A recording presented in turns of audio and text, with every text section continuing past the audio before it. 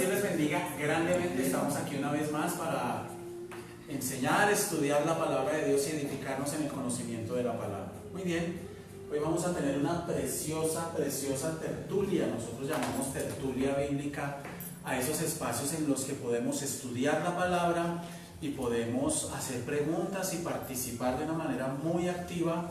Y pues con todas las personas que están aquí presentes, pues vamos a hacer una tertulia y por supuesto con ustedes allí también desde sus casas y lugares de trabajo para que podamos aprender más y más y más y ser edificados en la palabra. Muy bien, vamos a ubicarnos, les pido el favor que nos ubiquemos a todos en el libro de Ezequiel. Libro de Ezequiel. Hay dos personajes en la Biblia que tuvieron un ministerio muy particular, tuvieron un llamado muy particular. ¿Por qué? Porque no se les convirtió nadie, predicaron la palabra, hablaron y nadie les hizo caso. ¿Quiénes son esos personajes? Ayúdenme. Ezequiel y Jeremías. Fueron dos personajes, hombres de Dios, profetas de Dios, que predicaron la palabra, pero no se les convirtió nadie. ¿Fueron fracasados en el ministerio? ¿No fueron prósperos? ¿No fueron llamados por Dios? No. Simplemente hizo parte del propósito de Dios que las cosas fueran así. Así de sencillo. Muy bien. Y vamos a estudiar este preciosísimo capítulo del libro de Ezequiel, capítulo 18. ¿De qué vamos a hablar hoy? La responsabilidad personal frente al pecado. Repito, la responsabilidad personal frente al pecado. Dios es un Dios personal. Es un Dios personal para bendición. Es un Dios personal para trato. Es un Dios personal para disciplina, es un Dios personal para salvación. Es decir, que lo que Dios hace conmigo, la forma en cómo lo hace conmigo, el trato que tiene conmigo, no va a ser el mismo que va a tener con cualquier otro ser humano. Es totalmente diferente. Entonces, debemos entender una cosa. Dios también va a ser un Dios personal para juicio. Es decir, Dios nos va a llamar a cuentas en algún momento de nuestra existencia a nosotros y nos va a decir a cada uno de manera personal, a cada uno nos va a decir, venga para acá, esta fue su vida, y nos va a pedir cuentas de manera personal. Muy bien. Y en el capítulo 18 de Ezequiel tenemos una historia bien bonita, bien tremenda, y dice así la palabra. Me va a ayudar Jenny, Andrea, leyendo por favor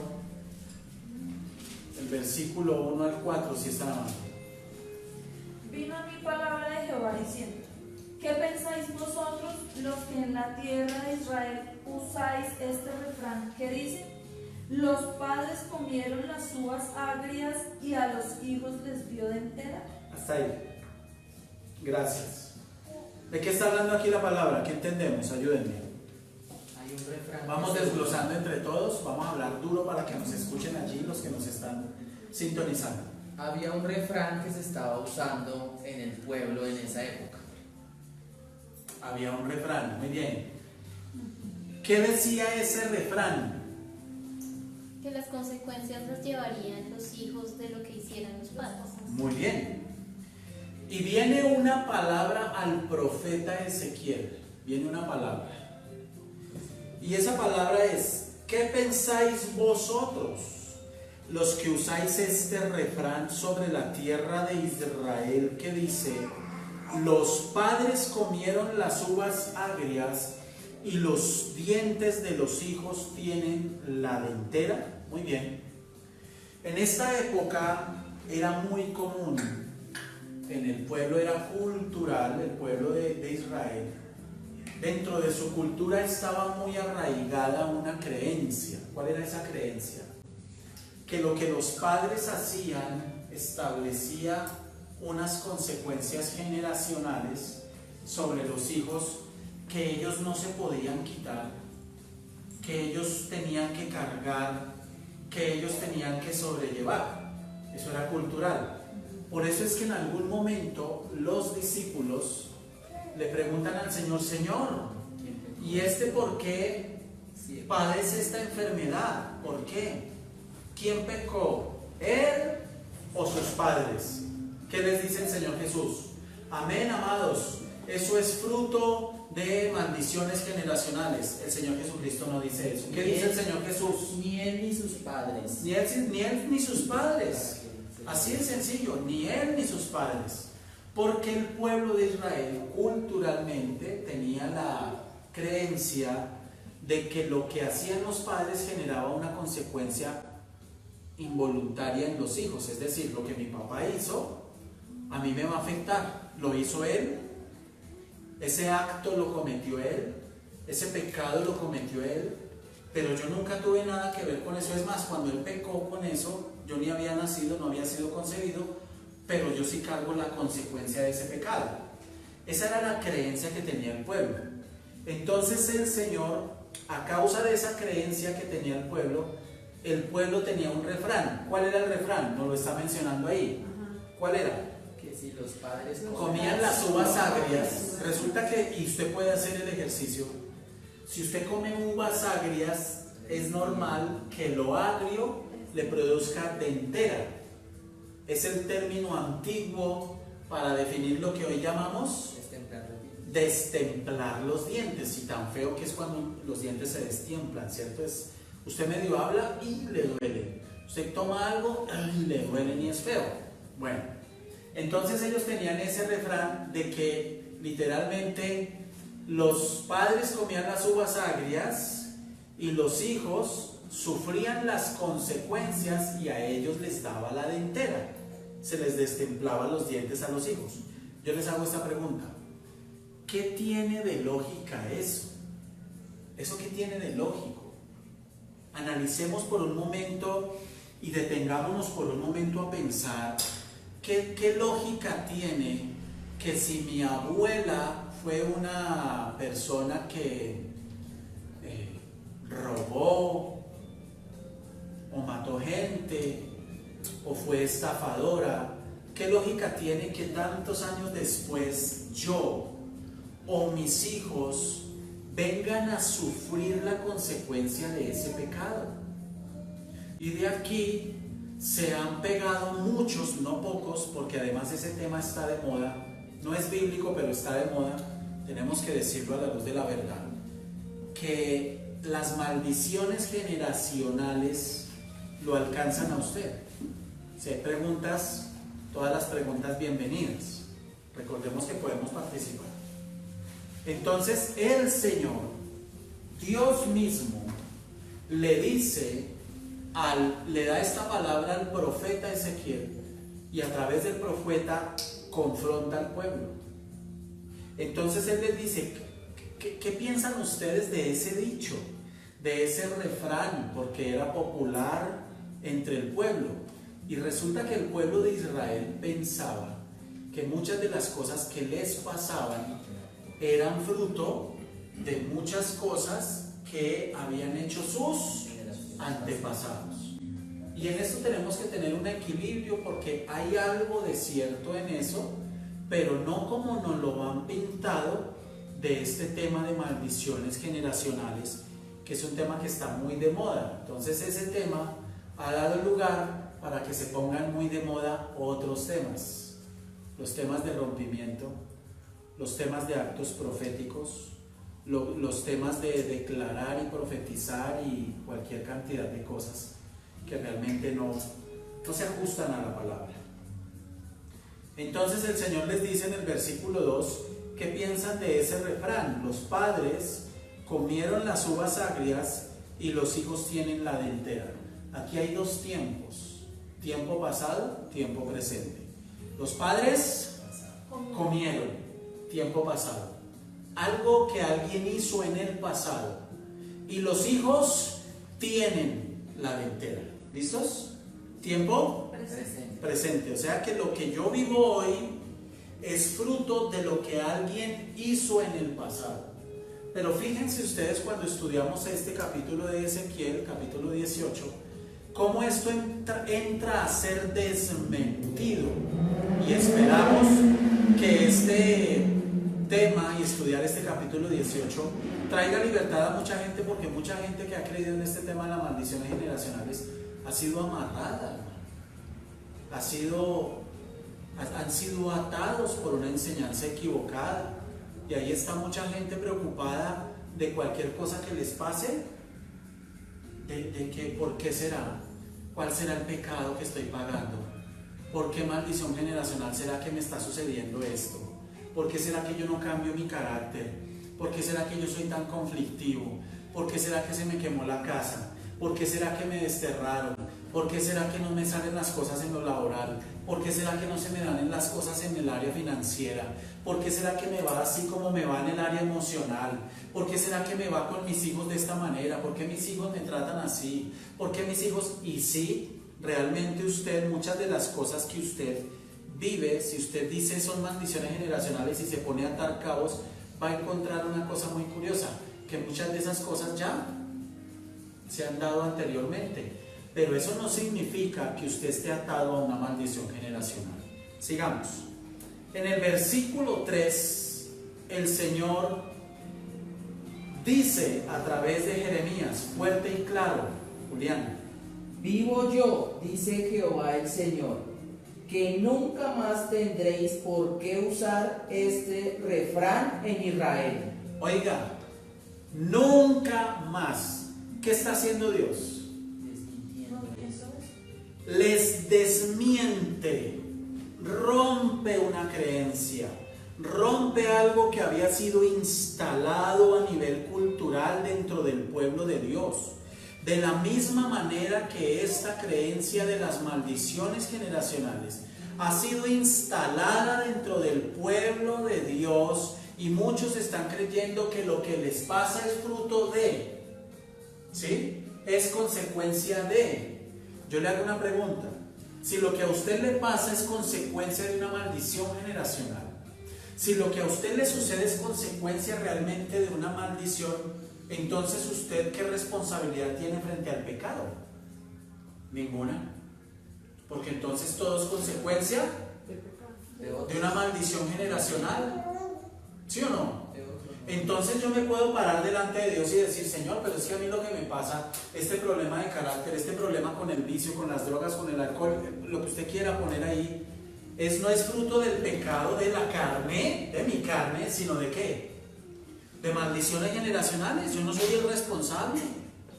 Fue mi papá, fue mi mamá, mi tío, mi abuelo, mi bisabuelo, mi tatarabuelo, y de ahí para atrás echémosle la culpa a todo el mundo. Pero esa no es la verdad de lo que Dios establece en la palabra. Esa no es la verdad. Y el Señor les dice: vivo yo, que nunca más tendréis por qué usar este refrán. Y empieza a establecer Dios en el libro de Ezequiel capítulo 18 un tema sobre el que no se le habla hoy a la gente. Porque cuando a la gente se le habla hoy de maldiciones generacionales, la gente no va a arrepentirse delante del Señor, sino que va a pedir liberación. Una cosa es arrepentirse y otra cosa es liberación. Y lo que Dios manda del ser humano y de sus hijos es que haya arrepentimiento. Nosotros necesitamos arrepentirnos y corregirnos. Podemos tener luchas, podemos caer una vez, podemos caer 2 veces y 3 veces, pero parte del aprendizaje de la misericordia de Dios es ver cómo después de una caída Dios permite que usted se levante. Tremendo, ¿no? Ese es el amor de Dios. Y eso es lo que a veces no le cabe a uno en la cabeza, en esta cabeza limitada, porque la misericordia de Dios no se puede medir, tampoco se puede comprar. Muy bien. Entonces, cuando a una persona se le ha enseñado este tema de que lo que a usted le sucede es el fruto de esas maldiciones generacionales porque en su familia ya ha pasado, pues esta persona no va a ir a decir: Señor, perdóname, sino que le va a decir a Dios: libérame. Y la Biblia no habla de eso, hermano. Y esto se ha salido de cauce. Y en consecuencia, tenemos cualquier cantidad de gente que está diciendo cosas como, por ejemplo, yo me puedo autoliberar.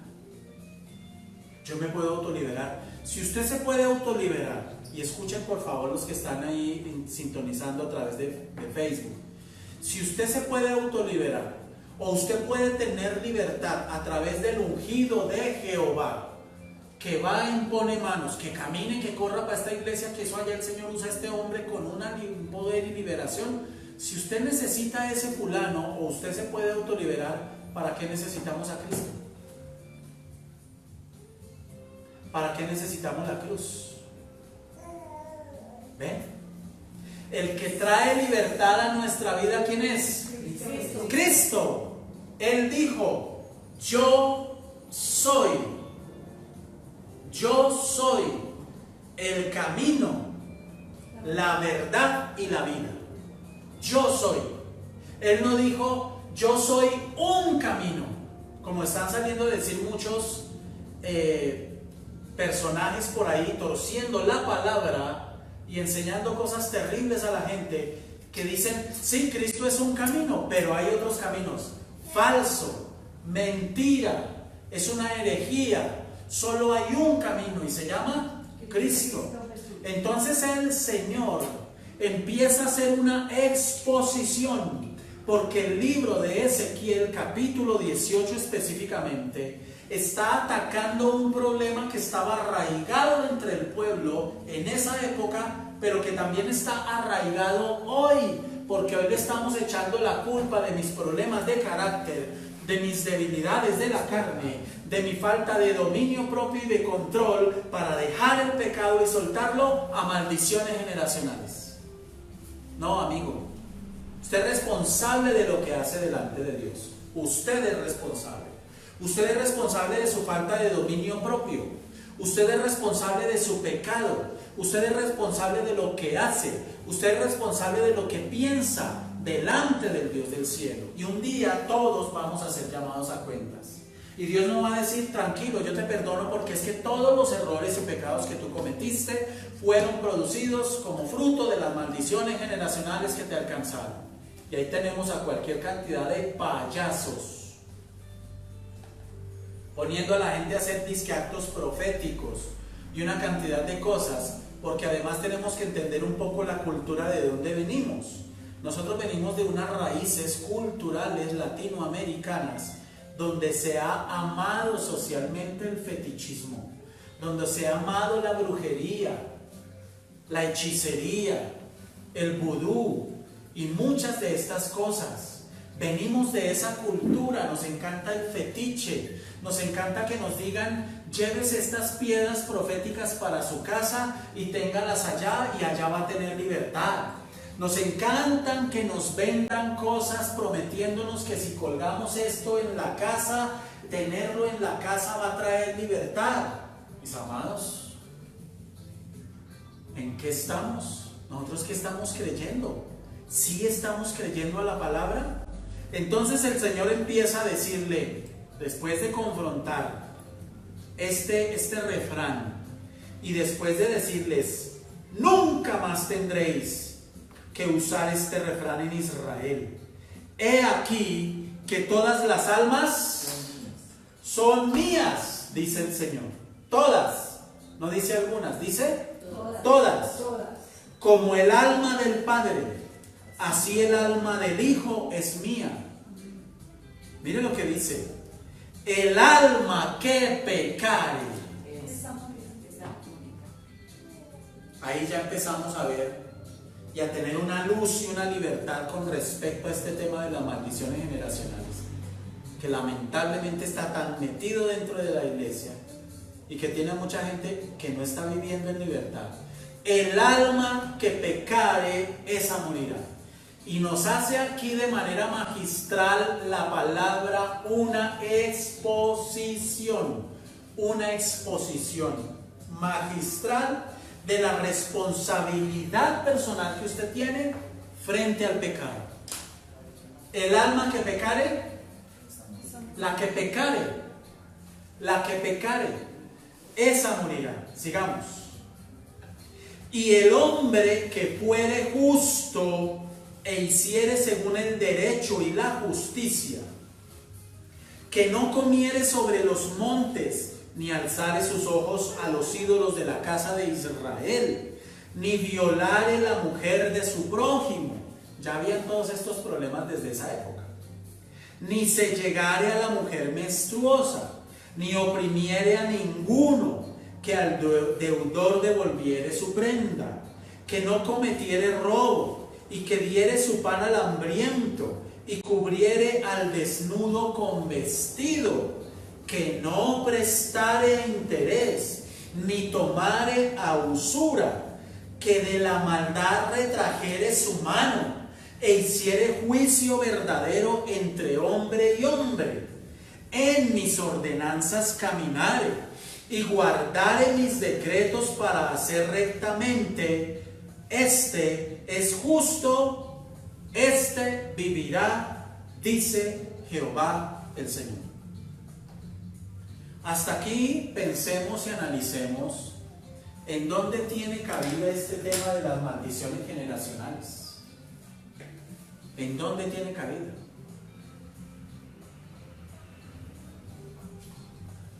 Entonces, ¿qué nos está diciendo el Señor? Que hay una responsabilidad personal. Cuando Dios lo llame a usted a cuentas, usted no va a poder decir: Señor, yo tuve una lucha con el pecado toda la vida y cometí estos errores por causa de maldiciones generacionales. Porque entonces usted se va a estar justificando delante de Dios, ¿cierto? Asumiendo, otorgándole la responsabilidad a maldiciones generacionales de lo que usted hizo. Pero el Señor aquí, en el libro de Ezequiel, nos está desbaratando completamente esta enseñanza que se ha metido hoy dentro de la iglesia. Nosotros tenemos que ser muy rigurosos en la interpretación de la palabra. El gravísimo problema que hoy tenemos es que la iglesia, al interior de la iglesia, no se está capacitando a la gente. Por eso en Embajadores de Esperanza, Iglesia Cristiana Integral, nos preocupamos por capacitar a la gente en el entendimiento de las Escrituras, y eso implica que les enseñamos a interpretar de manera correcta. Porque si usted toma un texto y ese texto lo saca ¿de qué? De contexto. De un contexto. Todo texto tiene un contexto. Este contexto, cuando hablamos de contexto, estamos hablando de varias cosas. Estamos hablando de factores culturales. Hay un factor cultural dentro del cual no podemos desconocer, que fue escrita la palabra, un contexto original, y ese contexto no podemos cometer el error de quitarlo, de obviarlo. Por eso es que mucha gente estudia la palabra y fácilmente dicen, y hablo de predicadores, evangelistas, maestros, etc. A mí me parece que la Biblia aquí dice, es que yo creo que la palabra dice, yo opino que lo que el Señor nos quiere decir en este texto, no. Su opinión y la mía valen 5, no tienen valor frente a lo que dice la palabra. Y hay una regla de la hermenéutica que es conocida como la regla de oro, que dice que la Biblia se interpreta a sí misma. Nosotros lo que tenemos que hacer es ir a las Escrituras y extraer, esa es la exégesis, extraer lo que Dios nos quiso decir, no lo que nosotros queremos interpretar o entender. Porque si usted hace eso, va a cometer errores y va a terminar enseñándole a la gente cosas que la Biblia no dice, y va a terminar forzando versículos a decir cosas que el Señor nunca dijo. Y vamos a caer en una anarquía. Duro. Vamos a caer en una anarquía. Y cada cual interpreta como quiera. Y es parte de lo que estamos viviendo, ese anarquismo espiritual, donde cada quien está cogiendo la Biblia y está interpretando lo que les parece.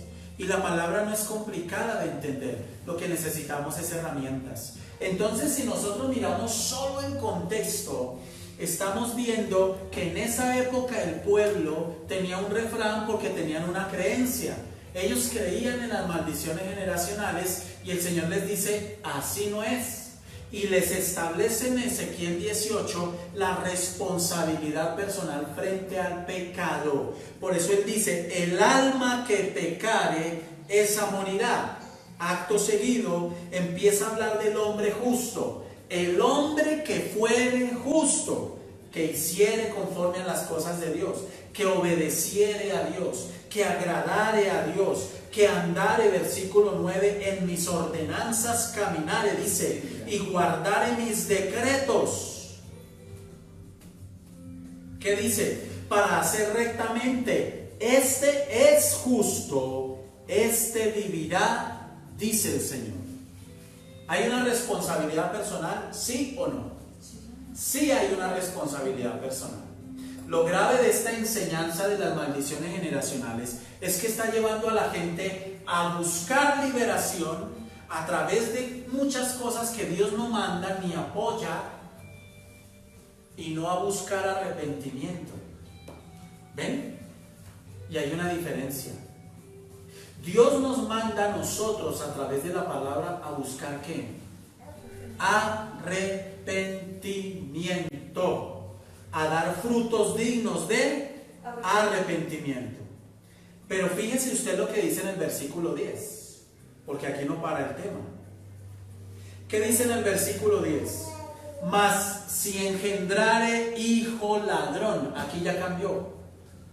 Venía hablando de un hombre justo, que obedece, pero aquí en el versículo 10 dice, mas si ese hombre justo engendrare un hombre ladrón, entonces aquí tenemos varias cosas. Nos habla primero de un hombre justo.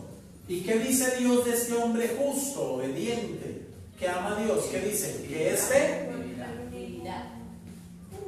vivirá. Pero dice, si este hombre justo engendra un hijo, versículo 10, ayúdenme, versículo 10. ¿Un hijo qué? Ladrón. Un hijo ladrón. Derramador de sangre. Muy bien. O que haga alguna cosa de estas. Sí. Y no haga las otras, Sí. sino que comiere sobre los montes. Sí. O violare a la mujer de su prójimo. Sí. Al pobre y menesteroso oprimiere. Sí. Cometiere robos. No devolviere la prenda. O alzare sus ojos a los ídolos e hiciere abominación, prestare a interés y tomare usura, Sí. ¿vivirá este? ¿Qué dice? No vivirá. No vivirá. Entonces, ¿de qué nos está hablando? De un hombre justo. Y dice el Señor, por causa de que Él es justo, este vivirá. Y esta palabra vivirá, porque los que tuercen las escrituras son hábiles en argumentar toda esta basura que dicen y argumentan. Esta palabra vivirá en el hebreo tiene que ver con dos cosas fundamentales. Tiene que ver con bendiciones, con bendición aquí en la tierra y con salvación eterna. Vivirá. Tiene que ver con cosas aquí y con cosas allá después de la muerte. Entonces esa palabra vivirá es algo integral que Dios está prometiendo. Al hombre justo, este vivirá. Va a tener cosas, bendiciones aquí. Y esas bendiciones que incluyen libertad para cambiar, fuerza impartida para que usted pueda ser una persona mejor, para que usted cada día sea conformado a la estatura de Cristo. Vivirá. Bendición aquí, salvación allá. Pero resulta que este hombre engendra un hijo ¿qué? Ladrón. Ladrón. Este hijo ladrón, en otras palabras, todo lo contrario a ser justo. Este salió fue impío, pero nació engendrado por este. ¿Qué dice? Morirá. Que no morirá. Morirá. ¿Sí o no? ¿Dice eso? Si les pregunta, ¿vivirá este? Y les responde enseguida, no vivirá. Morirá. Entonces, ¿esto qué nos está exponiendo? ¿Qué nos está exponiendo esto? Que la condenación responsable. Que hay una responsabilidad personal frente al pecado. Preguntas, señora. Duro. Dice que pues el justo en este caso si tuviera un hijo ladrón, ¿sí? Pero entonces hay una palabra que dice el que cree en mí y tú y tu casa serán salvos. Entonces esa palabra ¿de qué haría? Bueno, ese es lamentablemente ese es uno de esos versículos que lo han tomado para sacar ese texto de un contexto e inventarse se inventan cualquier cosa y dicen cualquier cosa. Entonces mucha gente cree que porque ya usted está en la iglesia, por ejemplo, porque usted está en la iglesia y usted ya es salvo y usted cree y se entregó y se consagró al Señor, ya con eso su familia también es salva. No es así. Ese versículo no habla de eso. Tendríamos que sacar tiempo porque eso nos da para otro tema, pero ese versículo no tiene que ver con eso. Ese versículo no está haciendo esa afirmación ahí. La palabra no está diciendo eso, porque hay una responsabilidad personal. Ejemplo, usted puede ser una mujer muy consagrada, usted puede ser una persona que ama a Dios profundamente. Sin embargo, usted tiene un hermano que es impío, que es ladrón, o que no quiere saber de Dios, digamos. No quiere saber de Dios para nada. Se declara agnóstico, ni siquiera ateo, agnóstico, no cree en nada. Y esta persona se muere sin recibir a Cristo, sin creer en Cristo, nada. ¿Será salva esa persona? ¿Qué dice la Biblia? No, no es salva. ¿Será salva esa persona porque usted sí cree en Dios? No, hay una responsabilidad personal. Mis amados, lamentablemente hay muchos fenómenos que hoy se están dando dentro del cuerpo de Cristo, muchos, que están aquejando a la iglesia. Pero muchos de estos fenómenos tienen una raíz, tienen una génesis, y esa génesis literalmente viene ¿de dónde? ¿De dónde creen ustedes? ¿Cuál será la raíz de todos estos fenómenos? Ese anarquismo espiritual, todas estas doctrinas que se han venido extendiendo y que la gente las va creyendo porque hay una mala interpretación. Pero ¿qué falencia hay en la iglesia hoy, en el cuerpo de Cristo, que está promoviendo todo esto, que alimenta todos estos fenómenos? Que ya no hay un temor a Dios, o sea, no está de temor. Antes. Que hay muy poco o nada de estudio de la palabra. Muy bien. Pero el fenómeno radica. ¿Por qué se está dando eso? Porque los mismos, señora, solo quieren ver milagros, quieren ver cosas ya, quieren ver la respuesta de Dios ya. pero no se quiere profundizar en la palabra. ¿Pero por qué? ¿Por qué eso? ¿Por qué esa cultura de analfabetismo espiritual?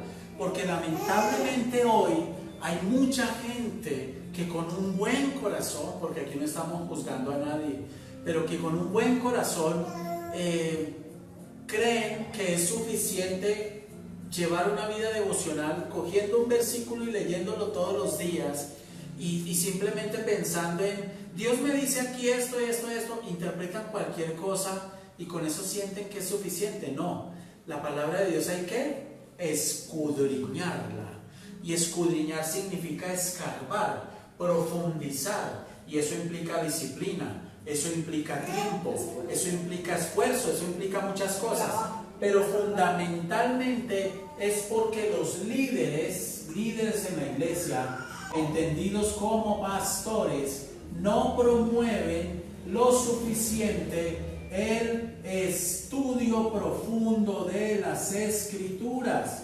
El problema es que la gente no está estudiando con la suficiente profundidad la palabra, de manera que la gente tenga el criterio de poder decir que si eso que se les está enseñando es así o no es así. Yo no puedo, no debo cometer el error de aceptar una enseñanza como bíblica porque quien predicó me cae bien, porque quien predicó es una persona muy carismática, porque es mi pastor del alma, es mi pastor querido. No, no. Usted es responsable delante de Dios de lo que cree. Usted es responsable delante de Dios de lo que piensa. No es el que le predica, es usted. Hay una responsabilidad personal, está en Ezequiel. Y literalmente, si los pastores no se movilizan a generar una cultura de estudio de la palabra de Dios profunda, vamos a seguir alimentando estos fenómenos que estamos viendo hoy al interior de la iglesia. ¿Por qué razón hoy la gente no tiene el criterio? Cuando hablo de criterio, estoy hablando de que no tienen la suficiente profundidad doctrinal para juzgar una enseñanza. Repetimos como loros, escudriñarlo todo y retenerlo. Bueno, ¿sí o no? Pero ¿cómo va usted a juzgar por la palabra que algo es bueno si usted no conoce la palabra en profundidad? No tiene el criterio, no tiene el conocimiento. Y eso es lo que estamos viendo hoy en la iglesia. Por eso mucho payaso hay por ahí. Y usted me dirá, ¡ush, tan ofensivo! Le hace falta leer la Biblia. La Biblia les dice perros. La Biblia les dice mercaderes de la fe. Lobos rapaces.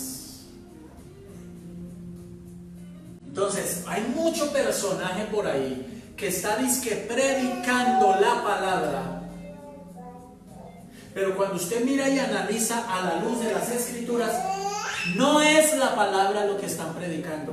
Le meten psicología, le meten humanismo, le meten positivismo, le meten motivación, cualquier cantidad de cosas menos doctrina. La palabra necesita ser predicada. Por eso en Embajadores de Esperanza manejamos un principio. Aquí enseñamos la palabra y predicamos la palabra con este principio: delante de Dios y de parte de Dios. ¿Por qué?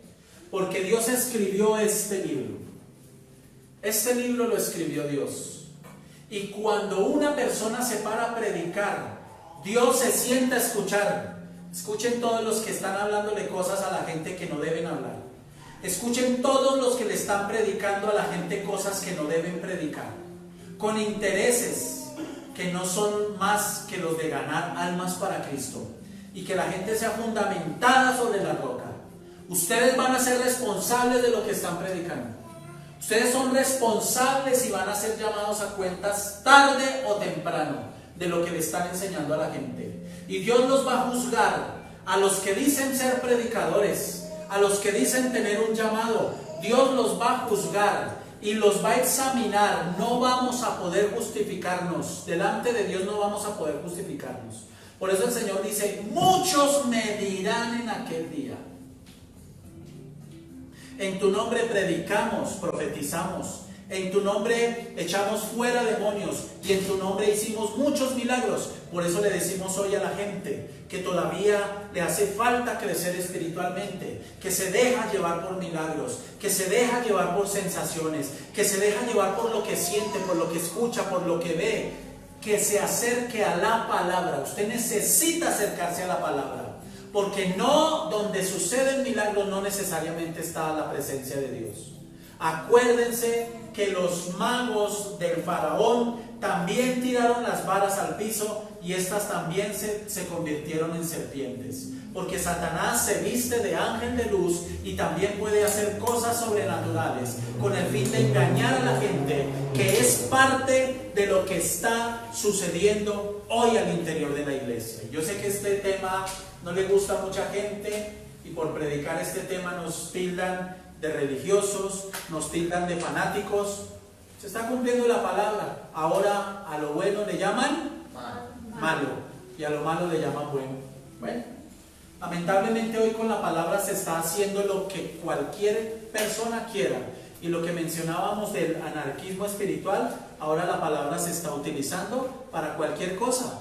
Claro que esto no es nuevo, porque desde muchísimo tiempo atrás la Biblia es usada para brujería y para hechicería. Mire usted lo tremendo que es el diablo. Y la palabra es usada para decir y dar cualquier enseñanza. Mis amados, tengo que decirles que nos hace falta mucho esto. Y quizás a usted le hace falta esto. Esto es parte de responsabilidad de quienes dirigen las iglesias, pero también es responsabilidad de las ovejas. Usted necesita aprender a anhelar la palabra. La palabra de Dios no es para motivar, la palabra de Dios no es para alentar, la palabra de Dios es para salvación, es para transformación, es para conversión del corazón. Y cuando yo busco la palabra, Dios entra con su Espíritu Santo en mí a transformar mi vida, mi manera de pensar. Y encontramos en consecuencia a mucha gente que lleva muchos años yendo a una iglesia, pero no están buscando la palabra, están buscando lo que Dios tiene. Está pasando lo mismo que pasaba en la antigüedad. Miremos la Biblia. ¿Qué trato le daba a Dios, el mismo Señor Jesucristo? ¿Qué trato le daba el Señor a las multitudes? Le llamó en algún momento el Señor Jesús o los apóstoles a esa montonera de gente que lo seguían después de la multiplicación de los panes y de los peces, avivamiento. ¿Le dijo avivamiento a toda esa cantidad de gente? Dicen los estudiosos que cuando habían 5,000 hombres que se multiplicaron los panes y los peces, en realidad no habían 5,000, pueden haber 25,000, 30,000 personas, porque eran hombres, cabezas de hogar con sus familias. Y en esta época las familias eran numerosas. El número exacto no nos vamos a poner a especular, porque eso no es central de la doctrina. Hay muchos datos que nosotros no nos vamos a poder tener con exactitud. Cuando estemos en el cielo, le preguntamos al Señor: Señor, cuando tú multiplicaste los panes y los peces, ¿cuántos había?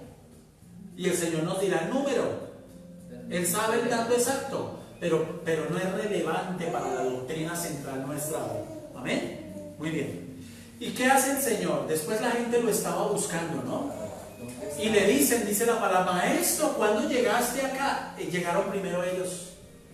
Usted ve hoy lugares que se llenan y desde antes de abrir las puertas la gente está haciendo fila. ¿Qué está sucediendo allá? Milagros, les está lloviendo polvito de oro, les están lloviendo piedras preciosas, les están lloviendo, y publican con orgullo todas estas cosas en Facebook y hacen toda esta publicidad. Usted se imagina en la época de Jesús con los discípulos allá en la emisora Radio Jerusalén, haciendo publicidad de: hermano, venga a nuestra congregación, en nuestra iglesia está lloviendo polvito de oro, están cayendo piedras preciosas, se están levantando los muertos, venga con una nueva y fresca unción, la del apóstol Pablo, transmitida directamente por el Señor Jesucristo. Y ahí estaba la gente corriendo, viendo, querían ver.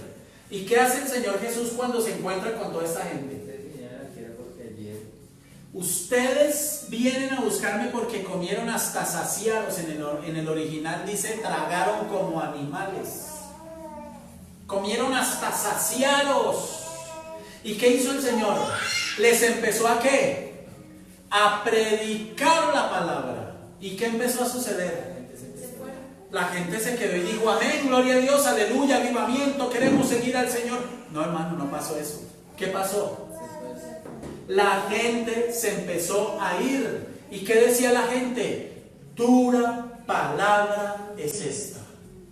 Escúchenme, ya estoy terminando y les digo a los que están escuchando por Facebook. Hay una advertencia sobre la que hoy no se predica. Hoy nos encantan las predicaciones donde nos hablan de plata, de prosperidad, de solución de los problemas, de que Dios nos ama. ¿Y es verdad que Dios nos ama? Por supuesto que Dios nos ama. Pero hay muchos temas que no nos gustan, y la palabra es dulce y es amarga. Y es amarga cuando yo no la quiero recibir y no la quiero aceptar. Miren esto. Hay una advertencia en la Biblia sobre la que hoy no se predica a la gente. Y es esa que dijo el Señor Jesucristo: llegará el momento, llegará el día, estoy parafraseando, en los últimos tiempos, que la gente no querrá sufrir la sana doctrina. Usted les va a hablar Biblia. Uy, esa palabra está muy fuerte. Es que ese pastor predica muy duro y no estoy de acuerdo. Y no. A mí me gusta más porque ahora, en esta época en la que estamos, en esta generación que estamos viviendo, usted cambia de iglesia como cambiar de medias. Usted escoge pastores como escoger un par de medias en un supermercado. Y eso lo hace la gente hoy. ¿Por qué la gente hace eso hoy? Porque la gente no está formada en el conocimiento de la palabra. ¿Por qué no hay temor de Dios, lo que tú decías? Porque la gente no ha sido formada en la palabra. Porque hoy la gente entra en un anarquismo espiritual y la gente hoy va a la iglesia, porque ahora está de moda ir a la iglesia y escuchar música gospel. Eso es in. Eso está de moda hoy. Pero el escuchar música, que entre otras cosas hay que ver que realmente sea música que adore a Dios y glorifique a Dios. Pero escuchar música, esta música que llaman gospel, no lo hace a usted salvo, ni lo hace a usted cristiano, ni estar en una iglesia lo hace salvo, ni servir en una iglesia lo hace salvo, así como estar en un garaje no lo hace a usted carro. Cuando ustedes leen el libro de Jeremías, saben que Jeremías predica, y Jeremías literalmente predica con dolor, por eso él lloraba, porque él tenía conciencia de lo que venía sobre el pueblo, pero el pueblo nunca se arrepintió, por eso vino el juicio, y se escribe el libro de Lamentaciones, que es lo que es la situación. El libro de Lamentaciones se expone lo que vino después de ese juicio, cuando se levantaron los enemigos sobre el pueblo, que fue una situación muy lamentable, pero hubo una advertencia. Entonces, literalmente, la invitación hoy, quizás muchos que están escuchando esta enseñanza dicen, pero yo llevo años creyendo en este tema de las maldiciones generacionales, llevo años bañándome en leche, llevo años bañándome ya tengo una colección de piedras en la casa, y la vara de Moisés, y la onda de David, y tienen una cantidad de cosas extraídas del Antiguo Testamento y desconocen por completo que cuando Cristo murió en la cruz dijo: consumado es. Lo hizo todo completo por usted y por mí. Usted no necesita actos proféticos. Usted no necesita toda esta sarta de mentiras y de manipulación que hoy se ha metido dentro de la iglesia, porque Cristo pagó por mí. Todo en Dios es por gracia. Si usted dice: yo fui libre, sí, a través de Cristo, pero también a través de un acto profético o del liberador de moda, del milagrero de moda, usted entonces está diciéndole al Señor: sí, Señor, la obra de la cruz más el acto profético, la obra de la cruz más la revelación que me dieron aquí en la iglesia de moda, la obra de la cruz más la sal con la que me bañé, más las piedras que traje a la casa y formé el altar, más cualquier cantidad de basura. La sangre de Cristo, el sacrificio de Cristo en la cruz del Calvario no necesita añadiduras. No se invente cosas. Usted que le enseña eso a la gente, arrepiéntase. Y esta es una palabra fuerte. Esta es una palabra fuerte. Aquí no predicamos para agradarle a la gente y no nos interesa que esto se llene de miles de personas. Tenemos espacio para miles, pero no nos interesa que vengan miles. Nos interesa predicar la palabra, porque el día que a nosotros nos llame a cuentas el Señor, nos va a llamar a cuentas y nos va a decir: ¿usted qué le enseñó al pueblo? ¿Usted qué le enseñó a la gente? ¿Por qué usted me cambió este libro? ¿Por qué usted se paró delante de la gente a decir que tenía una nueva revelación para los últimos tiempos? Y ahí tenemos cualquier cantidad de gente llenando las librerías, que no son más que negocios, y eso es entendible, vendiendo los libros de moda. Y hoy la gente ya no quiere leer ni estudiar la palabra. ¿Qué quieren hacer? Leer los libros de moda. Quieren leer los libros de cómo ser libre. Mire la ironía, hermano. Mire la ignorancia en la que la gente entra. Hoy la gente quiere leer el libro de las 7 estrategias de cómo ser libre, los 10 secretos para ser próspero. Hermano, ¿será que ese libro está por encima de la palabra? No, pero fue inspirado en la palabra. Yo no necesito añadirle inspiración a la inspiración. Yo no necesito añadirle inspiración y revelación a la palabra de Dios. Lo que necesito es meterme con la palabra. El Señor lo dijo muy claro: conoceréis la verdad. Y la verdad nos hará libres. Sencillo. Sencillo. Entonces, la invitación es muy sencilla a todas las personas que nos escuchan a través del Facebook. Estudie su Biblia, estudie la palabra de Dios, porque es la palabra de Dios la que trae libertad. Amados, Dios les bendiga, que tengan un feliz día, bendiciones para todos, chao, chao.